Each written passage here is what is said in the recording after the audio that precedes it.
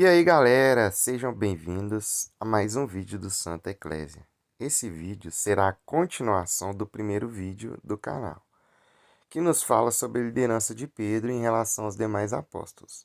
O primeiro vídeo eu trouxe algumas dentre várias passagens bíblicas que mostram a sua posição primal. Não bastasse a Sagrada Escritura nos mostrar claramente essa certeza, temos documentos, personagens, acontecimentos e vários elementos do período pós-bíblico nos confirmando tal profissão de fé. Vejamos aqui o que os pais da Igreja Católica nos dizem sobre esse homem de Deus. Para quem não sabem, os pais da Igreja são homens daqueles dos quais eles sucederam os apóstolos e se tornaram grandes nomes do cristianismo primitivo, seja como discípulos dos apóstolos ou até mesmo bispos em suas regiões. Esses homens, chamados de pais da Igreja, foram aqueles que repassaram a nossa fé oralmente, por através de cartas, de livros, documentos, e eles lutaram contra a perseguição religiosa, as heresias contra a igreja e seus ensinamentos, homens de muita fé e muito importante para o cristianismo. Bom, vou começar com Irineu de Lyon. Irineu foi chamada a testemunha mais importante do cristianismo no século II. Ele foi ensinado por Policarpo, que havia sido instruído por São João Apóstolo. Irineu ele tornou-se bispo de Lyon em 178 d.C. Em seus escritos contra o gnosticismo, contra os gnósticos, que alegavam possuir uma tradição oral secreta vinda do próprio Jesus, Irineu defendia que os bispos em diferentes cidades são conhecidos desde os tempos dos apóstolos, e nenhum deles era gnóstico, que era um tipo de teologia que estava circulando lá na época. E que os bispos proviam um único guia seguro para a interpretação das escrituras. Ele enfatiza a posição da autoridade única que detinha o bispo de Roma. E contra as heresias, Irineu escreveu o seguinte: embora existam muitos dialetos no mundo, a força da tradição é a mesma, pois a mesma fé é mantida e transmitida pelas igrejas estabelecidas nos estados alemães, as espanhóis e entre as tribos celtas no leste, na Líbia e nas partes centrais do mundo. Em outro livro, Irineu continua sua defesa da unidade da igreja ao redor do bispo, escrevendo: ao apontar a tradição apostólica e a fé anunciada à humanidade, que foram trazidas até o nosso tempo por sucessões de bispos, no máximo, a igreja mais antiga e bem conhecida, fundada e estabelecida pelos dois apóstolos mais gloriosos, Pedro e Paulo em Roma. Podemos confundir todos os de qualquer outra maneira, colhem mais do que deveriam. Agora, Inácio de Antioquia. Inácio, ele foi bispo de Antioquia e era conhecido por sua insistência na autoridade do bispo. Em seus escritos para a igreja em Esmirna, em 115 d.C., ele encorajou os esmirnenses a evitar divisões como o começo do mal. Vamos lá? Siga todos vocês o bispo, como Jesus Cristo seguiu o Pai, e sigam o presbitério como os apóstolos. Que ninguém faça nada que pertença à igreja além do bispo. Onde quer que o bispo apareça, deixe o povo estar. Assim como quer que esteja Jesus Cristo, aí está a Igreja Católica. Católica é uma palavra que, traduzida para o grego, significa Igreja Universal. Além dele estar reconhecendo a sucessão apostólica dos bispos, ele já cita a igreja como uma só igreja de Cristo. No cristianismo primitivo, só existia uma igreja, e é essa igreja fundada por Cristo, através de Pedro e tendo a sua sucessividade pelos bispos. O padre latino do quarto século, São Jerônimo, aquele mesmo que traduziu a famosa Vulgata Latina, em sua epístola a Santo Agostinho, aqui outro santo famoso, ele escreveu o seguinte: mas ainda que Pedro era o principal motor de emitir o decreto pelo qual isso foi afirmado. E aqui ele está falando em relação ao Concílio de Jerusalém, que debatia se o evangelho poderia ou não ser pregado aos gentios, né, por seus costumes diferentes. Aqui São Jerônimo reconhece que a opinião de Pedro era fundamental para a continuação da evangelização em relação aos outros povos pagãos. Vou repetir. Mas ainda que Pedro era o principal motor de emitir o decreto pelo qual isso foi afirmado. Ou seja, das pessoas que estavam lá no concílio, a opinião de Pedro era de suma importância por causa da posição que ele ocupava. Esse ponto de vista ele também é ecoado por São João Crisóstomo, o patriarca de Constantinopla do século IV. Ele vai escrever o seguinte: e por que razão, então, ao passar pelos outros, converse com ele, com Pedro, sobre essas coisas? Ele foi o escolhido dos apóstolos, e a boca dos discípulos, e o líder do coro. Por este motivo, Paulo também subiu no templo para vê-lo ao invés dos outros. Gálatas 1:18. E sem dúvida, para lhe mostrar que a partir daí ele deve ter confiança, já que a negação foi eliminada. Ele coloca em suas mãos a presidência sobre os irmãos, e ele não apresenta a negação nem o censura com o que tinha passado, mas diz: se me amas, preside aos irmãos. E a terceira vez dá-lhe a mesma injunção, mostrando o preço que fixa a presidência sobre as suas próprias ovelhas. E se alguém dissesse: então, como é que Tiago recebeu o trono de Jerusalém? Eu responderia que ele nomeou este homem professor, não daquele trono, mas de todo o mundo. Agora, Tertuliano de Cartago, nascido em Cartago por volta de 155 d.C., Tertuliano tornou-se sacerdote por volta de 40 anos e trabalhou incansavelmente para defender a fé. Tertuliano escreveu: nenhum atraso ou inquérito encontrará cristãos no limiar. Embora você pense que o céu ainda está quieto, lembre-se de que o Senhor deixou as chaves dele para Pedro aqui e através dele para a igreja, que chaves todos levarão com ele, se ele tiver sido interrogado e confessado. Agora, também de Cartago, nós temos Cipriano de Cartago, o famoso São Cipriano do século III. Cipriano ele foi bispo de Cartago em 248, mas morreu apenas 10 anos depois. Ao longo de seus escritos, Cipriano afirma que a rocha é Pedro e a igreja repousa sobre ele.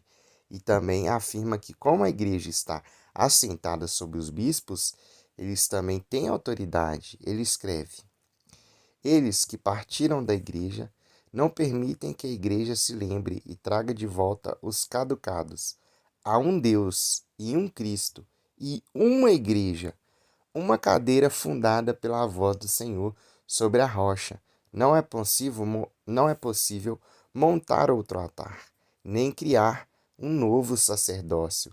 Além do altar e do sacerdócio, quem se reúne em outro lugar se espalha. Em 251, ele escreveu em seu livro Catholicae Ecclesiae Unitate, Cipriano pergunta: quem deserta a cadeira de Pedro, sobre quem a igreja foi fundada, confia em si mesmo que está na igreja? Aqui, São Cipriano ele vai defender que só há uma igreja e que essa igreja ela tem autoridade sobre os cristãos. Então só existia uma igreja e até hoje ela existe, que é a nossa igreja católica. Tanto é que o livro dele em latim traduzido, né, Catholicae Ecclesia Unitate, significa igreja católica una, ou seja, única, né? Aquela igreja deixada por Pedro, de Jesus a Pedro, é a nossa Santa Igreja Católica. Agora o nosso querido São João Crisóstomo, voltando, né, a ele, ele novamente vai deixar algumas palavras registradas para a gente. São João Crisóstomo, ele nasceu em Antioquia por volta de 347 e ele lutaria pela reforma da igreja até o seu exílio em 404. Suas homilias enfatizavam sua crença no primado. Ele chamou Pedro de o líder do coro, a boca de todos os apóstolos, a cabeça daquela tribo, o governante de todo o mundo, o fundamento da igreja, o ardente amante de Cristo. Seus escritos também enfatizam a mortalidade de Pedro, ligando mais de perto ao povo da igreja, né? Dizendo que Jesus escolheu um mortal, ele escolheu um homem como nós para liderar aquilo que viria a ser a sua igreja. Agora, Agostinho de Hipona, tá aqui um dos mais famosos, né? Tá aqui um dos maiores filósofos e teólogos da história da Era Comum, nosso querido Santo Agostinho. Ele nasceu em Numíbia em 354 e foi batizado em Milão em 387. Ele também foi bispo de Hipona desde 397 até a sua morte em 430. Agostinho ensinou que Pedro foi o primeiro entre os apóstolos e, portanto, ele que representa a igreja. Seu sermo declara: Pedro, em muitos lugares da Escritura, aparece representar a igreja, especialmente no lugar em que foi dito: Eu te dou as chaves, serão soltas no céu. O quê? Pedro recebeu essas chaves e Paulo não? Pedro recebeu, João e Tiago não receberam. E o resto dos apóstolos? Mas como em uma figura de Pedro representou a igreja, o que foi dado a ele individualmente foi dado à igreja. Em 395, ele declara: Há muitas outras coisas que, com razão, me mantêm no seio da Igreja Católica. A sucessão dos sacerdotes me mantém da própria sede do apóstolo Pedro, a quem o Senhor, depois de sua ressurreição, encarregou de alimentar suas ovelhas, até o presente episcopado. Agora o Papa Inocente I, ou Papa Inocêncio. Inocêncio I, ele ocupou o cargo papal de 402 a 417. As teorias modernas da primazia papal se desenvolveram em torno de Inocêncio e seus escritos. Em uma carta de 416 a Decêncio, bispo Diego Buin, Inocêncio escreve: Quem não sabe ou observa que a ordem da igreja foi entregue por Pedro, o chefe dos apóstolos da igreja romana, e é mantida até agora, e deve ser mantida por todos, e que nada deve ser imposto ou introduzido que não tenha autoridade ou pareça derivar seus precedentes em outro lugar.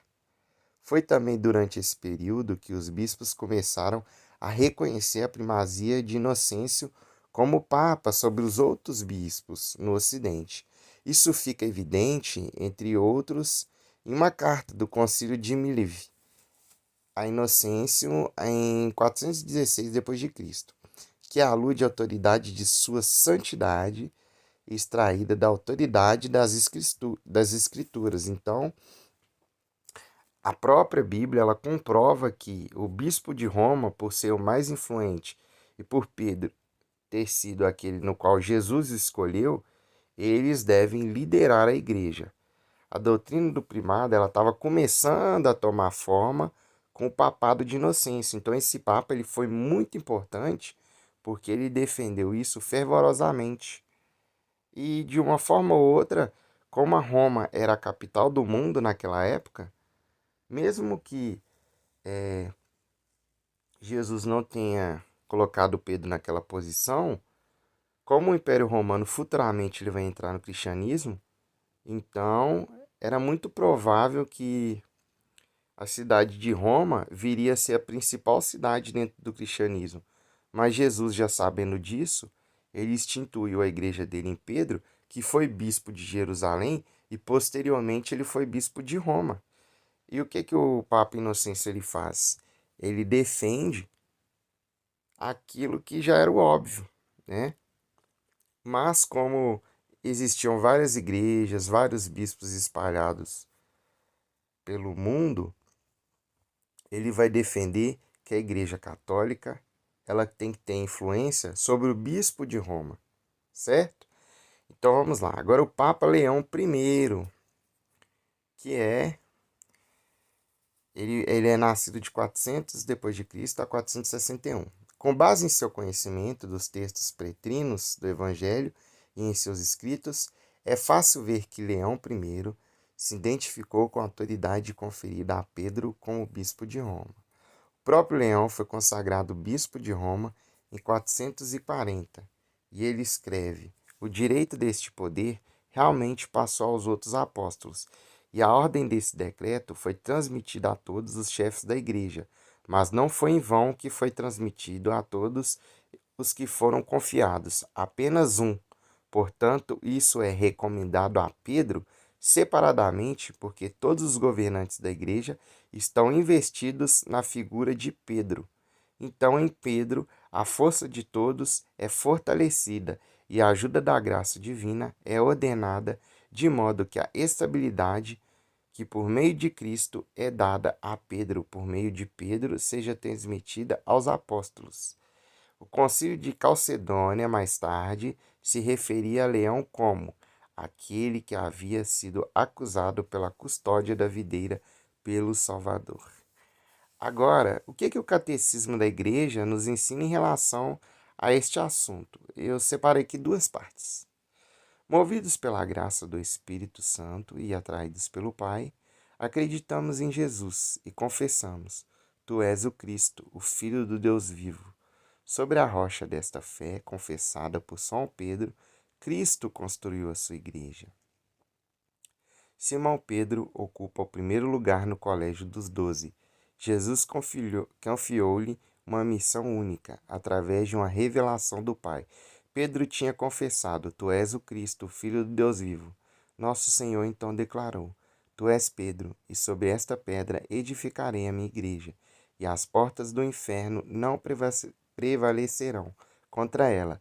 Cristo, a pedra viva, assegura assim a sua igreja, construída sob Pedro, a vitória sobre os poderes da morte. Por causa da fé daqueles que confessou, Pedro permanecerá a rocha inabalável da igreja. A sua missão será manter esta fé de cada lapso e fortalecer os seus irmãos nela. E como a igreja celebra e honra a memória de seu primado, nós temos algumas datas, construções e símbolos. A Basílica de São Pedro foi construída sobre o seu túmulo em sua homenagem. Hoje, a sede da igreja está no Vaticano, na Basílica de São Pedro, e é lá mesmo que se tem o seu túmulo e a sua cátedra, que é um monumento para homenagear a sua posição dentro da igreja. E eu ainda pretendo fazer vídeos explicando melhor sobre a basílica, a cátedra, o túmulo e mais, tá? Ó, os arqueólogos cristãos acreditam que a igreja também guardam os ossos e os restos mortais do apóstolo. Uma curiosidade muito legal é que os papas têm a tradição de utilizar o anel de pescador com a imagem de Pedro, para relembrar o primeiro dentre eles que foi escolhido para liderar. Então é isso, pessoal. Toda vez que alguém lhes perguntar sobre o assunto, não tenham dúvidas de confirmar o que a igreja prega, o que a igreja católica prega. Temos o magistério nos ensinando, temos a Bíblia, a tradição, o catecismo, e através de documentos, personagens e fatos históricos, eles nos mostram claramente essa certeza dentro da nossa fé. Eu pretendo mais para frente contar de forma mais detalhada a história de algum desses pais da igreja e até mesmo da Cátedra de São Pedro, da Basílica. Então continue ligados no canal, que vem muita coisa bacana por aí, beleza? Então Pedro foi sim o primeiro Papa. São Pedro, rogai por nós. Tchau, pessoal.